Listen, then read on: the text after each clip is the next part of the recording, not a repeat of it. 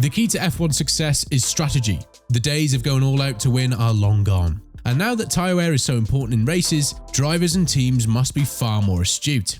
Everyone enjoys an overtake, but the deciding moments of a race often come from the pit wall rather than the cockpit. Similarly to how a football manager and his backroom staff use research, analysis, and strategy to determine the success of their players, an F1 team strategist does the same thing for an F1 driver.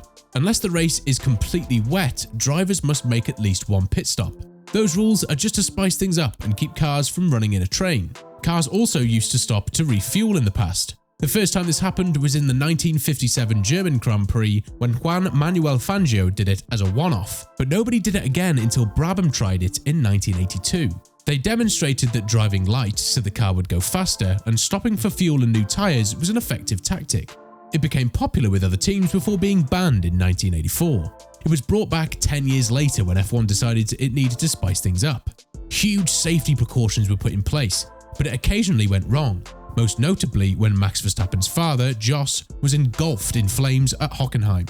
Refueling was prohibited in 2010, but to maintain the popular strategy element, the rule makers decided to require the teams to use two types of tyres during the race.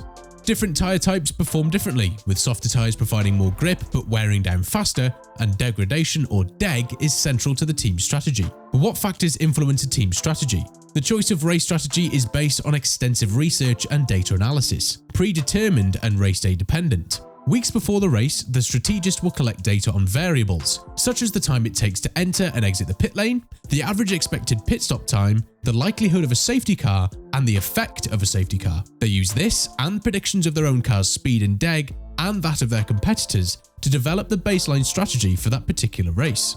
Practice sessions at the track provide real-time data on tyre performance. Teams collect data on the deg for each tyre type, again for themselves and their competitors, and use it to refine their simulations. Tyre wear is influenced not only by tyre type and temperatures, but also by vehicle weight. As a race progresses, fuel is expended and the car becomes lighter, reducing the impact of tyre wear. All of this must be considered. Finally, the position for which a driver qualifies and accurate weather predictions will all play a role in determining the best plan. So how do teams decide which strategy to use? All the predetermined and real-time data is fed into a computer program, which adjusts the variables to calculate the quickest time the driver should be able to complete the specified number of race laps. The forecast takes into account the impact of traffic. It predicts when a driver will be delayed by other cars and the best time to pit to avoid being held up for too long, while also returning in a clear gap. The simulation generates the best Plan A strategy, including which lap to stop on and what lap times the driver should run at. Teams will also have a Plan B alternative if the first does not go as planned. However, the planned strategy is only a starting point because things rarely go as planned, not only within the team, but also with the opposition. One of the most important aspects of the strategy is the outlap, which must be made to ensure that the driver returns to the track with as much space as possible rather than being thrown into a battle into the middle of the pack. On the pit wall, in the garage, and even back at base, the strategy team is constantly monitoring the pace and position of the other cars and running live simulations to predict how the strategy options are changing. Teams may use the weather to their advantage, delaying a pit stop if it rains and they need to pit again. They may also react to a safety car, which slows the field and allows cars to pit and lose less time. However, perhaps the most important aspect of the strategy is monitoring where the gaps are, how they're changing, and adapting to take advantage of or avoid other cars. This is where the undercut and overcut come into play. Nobody reveals their hand until the last moment, but as soon as a competitor pits, the teams must decide whether to change their strategy to respond to that move or stick to their original plans. If a driver becomes stuck behind a competitor, the teams may decide to do what's called an undercut. This is when the driver pits earlier in the hope of setting a few faster laps on new tyres in order to be able to be ahead of the other driver when he stops. As a result, getting out in clean air is critical. Similarly, a team may use an overcut if a competitor pits and there is still good performance in the tyres. In this case, the driver stays out and pushes for a few laps, hoping to pull ahead of their rival once they pit. When these moves are made, teams constantly calculate and predict their cars and opponents' speeds. However, despite all this insight and knowledge, a driver clipping a curb, a mechanic fumbling a wheel nut, or a few drops of rain falling at the wrong time can instantly turn the race on its head. But don't think the team hasn't prepared for this. As soon as an issue arises, the simulation computers will be whirring with new scenarios, figuring out how to make the most of the current situation.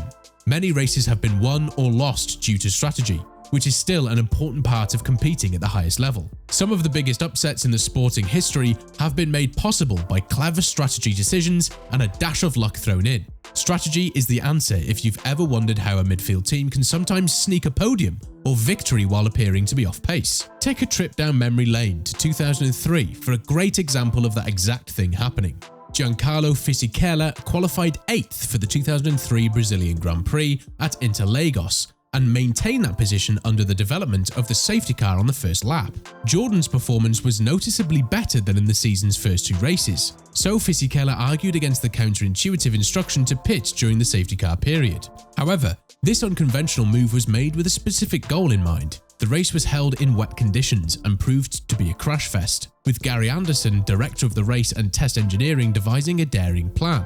An early pit stop under the safety car allowed the car to be refueled so that it could complete 75% of the race distance without stopping, the point at which, in the event of a red flag, the race would not be restarted. As a result, Fisichella pitted at the end of lap 7. Fisichella passed McLaren's Kimi Raikkonen for the lead into the Senna S on lap 54, proving the strategy was successful. Then, after losing control of his Jaguar on a wet patch, Mark Webber crashed, shedding a wheel that Fernando Alonso's Renault collected. As a result, a red flag was raised.